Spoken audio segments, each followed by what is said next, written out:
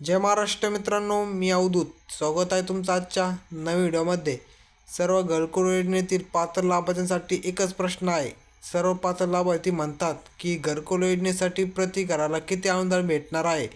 आता घरकुल योजना 2025मध्ये प्रति घराला किती अनुदान भेटणार, यामध्ये काही बदल झालेला आहे का, संपूर्ण माहिती आपण आजच्या व्हिडिओमध्ये पाहूया.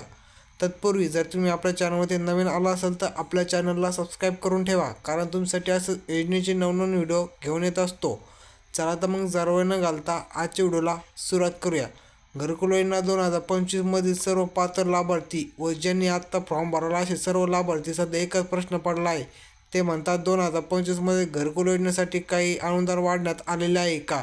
हो, 2025मध्ये घरकुल योजनेसाठी अनुदान वाढण्याची शक्यता आहे. आता लाभार्थी म्हणतात किती, तर पहिले तुम्हाला घरकुल योजनेसाठी प्रति 1,20,000 ते 1,30,000 रुपये तुम्हाला भेटत होते. परंतु काही लाभार्थ्यांनी अर्ज केले ते सरकारपर्यंत गेलेले आहेत. त्यावर सरकार आता एक निर्णय घेऊ शकतो. लाभार्थी काय म्हणले, 1,30,000मध्ये घराची काही कामे होत नाहीत. वाढत्या महागाईमुळे 1,30,000मध्ये घर काही होत नाही.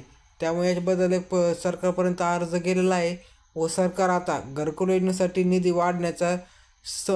वाढण्यासाठी एक योजना चालू आहे. आता समजा तुम्हाला घरकुल योजनेसाठी निधी 2 लाख पर्यंत तुम्हाला निधी मिळून जाईल. प्लस तुम्हाला ते मजूरसुद्धा घ्यावं लागेल. समजा 2 लाखामध्ये तुम्हाला मजूरसुद्धा ॲड करावं लागणार. मग समजा संपूर्ण घर तुम्हाला हे 2 लाखापर्यंत सरकार देणार आहे. मग आता याच्यावर तुमचं मत काय आहे? 2 लाखामध्ये घर होते की नाही होते, कमेंटमध्ये नक्की कळवा.